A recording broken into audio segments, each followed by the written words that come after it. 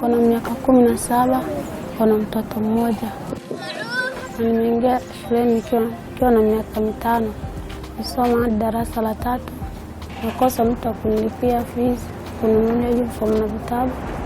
Ikabidi nitolewe shule. Wasichana walikuwa wanaambiwa si mzuri kusoma, wanaume ndio mzuri kusoma, sababu msichana hata ukimfunza anaenda kwa bwana yake. Here in Kamude primary schools, actually there's so many dropouts of girls simply because of early marriages and FGM.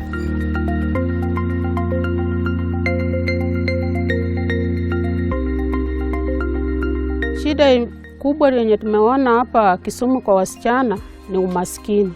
Wanaacha kusoma, wanaoleka mapema kama hawajui chochote. Nilioleka kama niko na 13 years, niko na mtoto mmoja. Kwanza nilikuwa nasoma, nilienda nikasoma mpaka darasa la 3. Lakini nikaacha baada ya wazazi wangu kufa.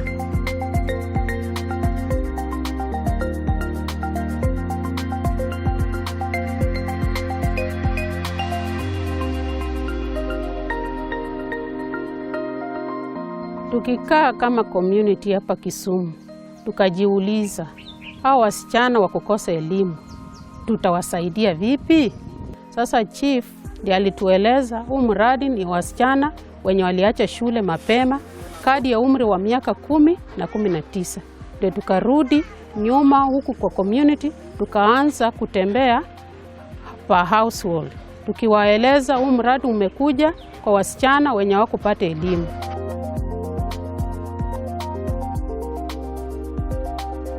Ni program ambayo tunakaribisha. Sisi kama community tuliketi kwa mabaraza, tumepata faida kubwa sana. Chief alielezea ma community wale wengine elders, tukatafuta ile tunajua maboma gani msichana hajaenda shule, tukatafuta hiyo msichana, tukaregesha mashule. CRPs walitufanyia materials mingi, sababu wasichana sisi hatutoka tunaona ni mzuri waende shule.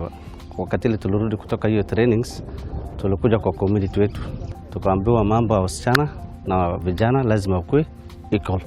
Hii program si program ambayo wanalazimisha. Ni program ya kueleza kwamba tafadhali kuja shule, kuna uzuri fulani, kuna uzuri fulani.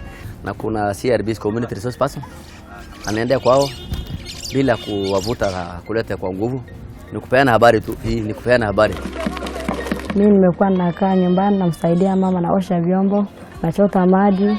Mzee kijiji yetu Bularama amekuja ameandika, alafu akakuja akamwambia mama pale kuna shule ya watoto wanasoma wasichana. Huyu msichana wako pia amwambia aende shule, hata mimi nikaa nakuja shule.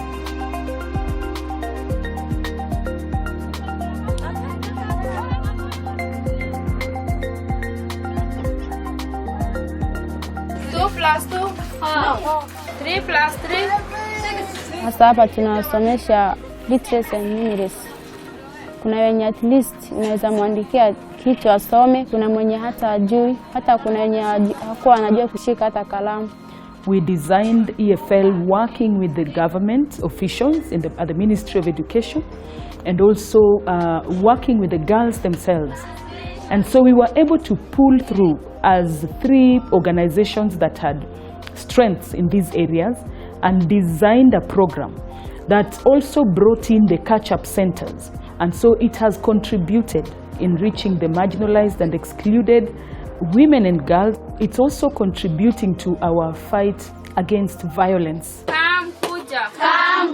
This is a program that focuses on working with out-of-school girls to give them an opportunity to access literacy and numeracy. And these girls are girls who, for one reason or the other, have either dropped out of school or never been to school because of other myriad of circumstances. So the project works with that group of girls to take them through some program on literacy and numeracy and then transition them into the different pathways so that their life chances can be improved.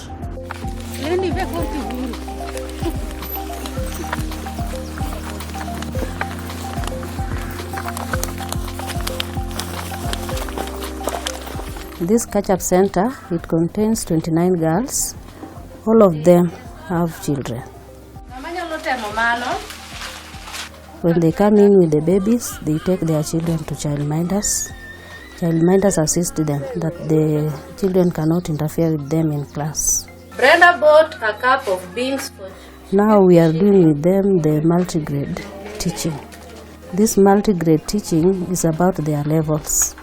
So you separate them depending on their levels. All our activities are inclusive, including girls living with disability. If a girl is identified as having with disability, we don't work with her alone. We also engage the family. We undertake diagnostic assessments so that we know the nature of disability you have and customize our learning activities to fit the needs of this particular girl. We had 29 girls receiving learning aids to enable them actively participate in the sessions. Then we've also provided devices for physical mobility, but this is about 100 girls who have already received these devices. So when they are brought here from the catch-up centers, we really find it very easy to handle them. Unlike if this child just came from where he or she was hidden by the parent or the guardian. Learners with the wheelchair are able to access classrooms very easily. We also recently did a very good pit latrine for girls, and that pit latrine for girls has the ramps that leads to the rooms. Kun loko ngima Janet nikech chonok no nyal mako kalam kane pok na tere school. Koro bat nyakata achak tere school aneno ka koro lwede chande nyalo mako kalam kendo nyalo ndiko machon ok no nyal timo. So far we have a total of 19 catch-up centers across Garissa County. After she completes her stay at the catch-up center for a minimum of 6 months, the girl will transition into 4 optional pathways. That is, one is for entrepreneurship. There is another option called for vocational training. We have the third option of formal education, that is going back to school. And the fourth one is known as apprenticeship. The thinking behind Education for Life project and the enrollment of girls in the catch-up centers was to accelerate the learning of the out-of-school girls so that they can catch up with the other girls in formal schools. What is smarting class? Sikuwa najua hata ABCD. Wenye nilikuja hapo ndo nikazoea hiyo ABCD, nikakuwa na hiyo hamu ya kusoma. So sasa niko class 6. Nilikuwa nimeanza nikiwa class 4 hapo. Get one try. Yes. Sasa niko sawa, nataka kusoma vizuri na nikimaliza secondary niende nikasome udaktari. Vile niliingia hapa shule ya catch-up, sasa ninajua kuhesabu, najua kuandika jina langu. Mtu akinitumania message kwa simu naweza regesha. Nataka sasa hivi nimesoma nikajua kitu. Sasa nikajifunze tie and dye, kupaka nguo rangi. Nikimaliza nifunze wenzangu. Brenda bought her boiled egg. Going through the literacy and numeracy classes, going through the mentorship, psychosocial support, then we are building a girl who is resilient. We are building a girl who can then go out to now start interacting with life because they have gotten the requisite skills. Correctness, tell truth. Kazi yangu kama mentor ni kufundisha wasichana life skill. Signs of low self-esteem. Tunawa encourage waendelee na catch up. Wasiogope kwa sababu hapo mbeleni watapata kitu chenye wanaweza sika kwa mkono. Msichana kama hajasoma anadharauliwa kwa community. Kama mimi hivi tukiwa kwa chama wanataka nikuwe secretary na sijui kuandika. Hata venye nilikuwa naitwa niende niandike kwa board singeweza kuandika, lakini sasa hii nikiitwa naandika tu. Hata nikiandika vibaya wataniambia nimeandika vibaya alafu watanirekebisha. Nashukuru sana sasa hii niko na confidence. Kara Yesu neokoto. Yesu. Ngomia wacho kamano. Awinje wiya. Kenye ilinifanya nikuje hapa catch-up center, niliona maisha ya nje ilikuwa magumu sana. But kwa sasa hii naweza soma vizuri, naweza andika. Nikitoka hapa catch-up center napanga kufanya tailoring. Niliingia Culture Center nikiwa na miaka 17 kwa sababu wazazi wangu hapo wanaamini mambo ya shule na waamini msichana asome. Wanasema msichana ni mtu wa kuozwa.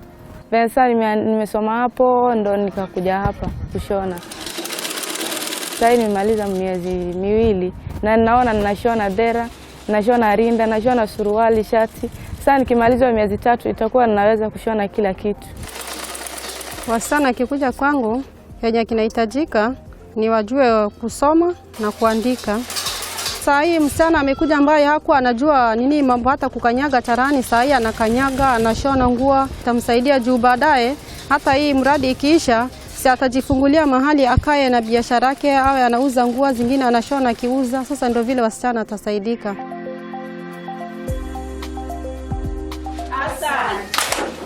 Asante sana kwa kazi nzuri. Working through career counseling, they make decision whether they want to do plumbing or they want to do metal work or they want to do what kind of a course. And therefore the projects gives that opportunity to link them with the vocational institutions. Walituelezea course ziko hapo Bangi. Sasa mimi ndio niliamua nikuja nifanye plumbing. And nilipenda hiyo course itanisaidia na mimi mtoto wangu mmoja. Course huko kwetu hatuna mwenye anaweza tusaidia. Ladies from the catch-up center, most of them have been mentored. They are one of the best students in that department compared to others. Because mostly they are committed, they like that profession. So I'm also happy with them. Sasa vile nilikuja hapa, sikujua hata what is the meaning of plumbing. Sasa najua what is safety, najua kutengeneza water gutters, tank. Currently we have enrolled 5,027 girls. Out of these girls, we have had 326 girls go back to school. There are certain girls whose aspirations is not going back to school. So they would also look at other pathways. So out of that, we have around more than 1,700 girls whom we have taken back to entrepreneurship. 700 girls have also gone through apprenticeship, and these ones we have identified master artisans in the community through partnership and collaboration with the KYOP program to absorb our girls to take them through apprenticeship for 6 months. Somo mar catch-up center nokonya nikech aduoga ng'eyo gik moko, ok na ategne kwano maber, omiya ang'e kwano. Koro nyaka ne jo KCCB ne kawa ma miya business aneno kan gi lokruok. Nikech nadhi akawo pisa, akawo gik moko, koro kata ok ayudo suko to anyalo yudo kaka ji ng'iewo gik moko. Koro mano osebedo ka loko ngimana.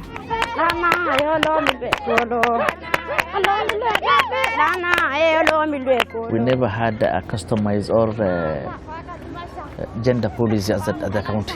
We had a discussion with Action Aid and they really said we were going to support us on a gender policy. Many stakeholders also supported the document. We're actually the final stages, so that will be a milestone for the department. So the policy actually touches part of allowing that the children are equal, whether it's a boy, whether it's a girl. They're equal and all of them deserves education. To tackle culture, it's not a one organization's effort. Ideally, the community itself can address culture, but they just needed to be supported to strategize and also know who to speak with, build their knowledge on the how the pieces of legislation around girls' education supported their efforts. And so that's how we also brought in the women's movements to work with them and also to position them in a place where these girls found contacts and people in their own community and setup that they could relate with easily. Penye tumepata Action Aid, Women can partner with Kamude Network. Wasichana wamechanuka. Hakuna yani marriage ile mapema msichana angeoleka. Atasoma na ataendelea aingie maisha ingine ambapo atafurahia mbeleni. When we were first coming to these particular villages, there were those who were opposing us. They are now working with us as change agent, as a male mentors. They are our ambassador actually now. Unaweza kuta msichana bengine kulikuwa na hii program ya hii mambo ya early marriages, hii mambo divorce. Wasichana wanakuja any problem ambayo wanaface wanakuja ofisi yangu direct. Hata wazee wakijaribu. Kwa hivyo naona maneno iko tofauti kulingana na zamani.